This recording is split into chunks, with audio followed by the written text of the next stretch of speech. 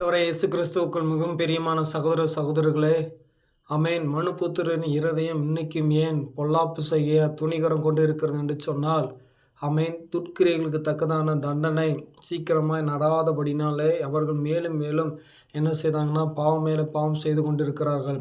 அருமையான சகோதர சகோதரிகளே, பாவி 100 தரம் பொல்லாப்பை செய்து நீடித்து வாழ்ந்தாலும் அவனுக்கு அதனால் என்ன பிரயோஜனம்?